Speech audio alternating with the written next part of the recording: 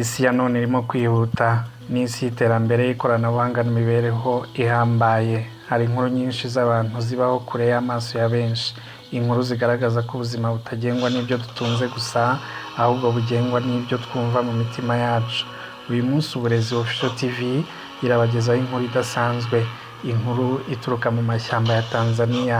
Inkuru y'umugabo witwa Chaba n'urukundo rwahinduye ubuzima bwe n'ubw'umukobwa w'umunyaburayi.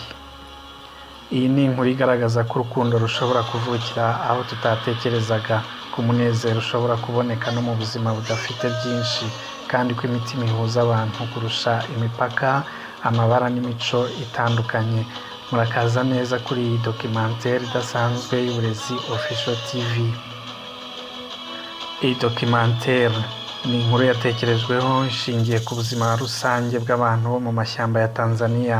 Ni inkuru z'urukundo zishobora kubaho mu buzima busanzwe. Ntabwo iyi content igamije gutangaza cyangwa kwemeza amakuru yihariye ku buzima bwite bw'umuntu uwo ari we wese. Amazina, abantu n'ibikorwa bivugwamo byakoreshejwe mu buryo bwo gushushanya inkuru, storytelling, hagamijwe uburezi, gutanga isomo n'inyigisho z'ubuzima. Uburezi Official TV yubahiriza amahame y'itangazamakuru n'imyitwarire y'umwuga, ikirinda gusebanya no gutangaza amakuru atemejwe, kandi igaharanira gutanga content yigisha, itekereza kandi yubaka sosiyete. Muri kumwe na Fidèle de Jesus.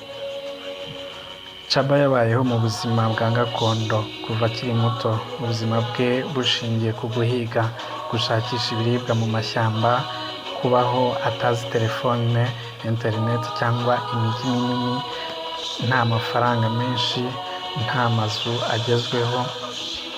Ariko hari ikintu kimwe Chaba yari afite: umutima utuje n'ubuzima bufite umunezero.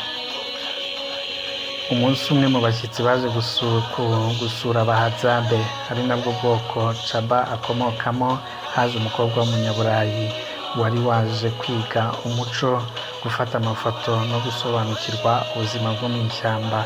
Nta n'umwe wari uzi ko urwo ruzinduko rw'igihe gito rwari guhindura inkuru y'ubuzima bwose. Habereye amagambo make, amaso ahura n'andi, maze urukundo rutangira bucece. Uyu mukobwa yamenye ubuzima butandukanye n'ubwo yari asanzwe azi: guteka nta gaze, kubaho nta mashanyarazi, kuryama mu kazu k'ibyatsi. Ariko muri ubwo buzima bugoye yabonye ikintu atigeze abona iwabo: urukundo nyarwo, umutekano n'umunezero muto ariko wuzuye. Yakunze Chaba atari ukubera ibyo atunze, ahubwo kubera uwo ari we. Abantu benshi baribajije bati: ni gute umunyaburayi yasiga igihugu cye, ubuzima bwiza n'amahirwe yose, akaza kwihebera umugabo nka Chaba? Igisubizo ni kimwe: urukundo ntirureba aho ruva, rureba aho umutima wawe wumva uri mu rugo, aho wumva utuje, uguwe neza.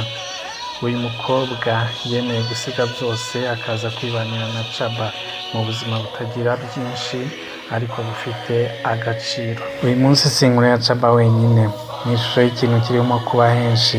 Abanyaburayikazi benshi basigaye bikundira abagabo b'Abanyafurika, bakemera kubaho ubuzima rimwe na rimwe butanoroshye kubera urukundo, ubuntu n'umutima w'abantu.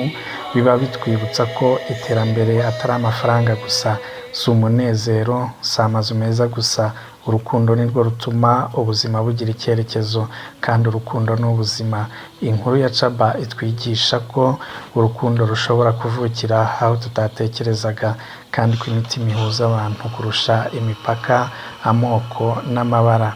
Murakoze gukurikira iyi documentaire ku Burezi Official TV, aho duharanira gutanga inkuru zigisha, zitekereza kandi zubaka.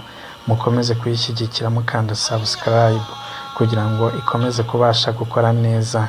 Ikeneye kandi ibitekerezo byanyu, mukomeze kubinyuza ku rubuga rwa comments.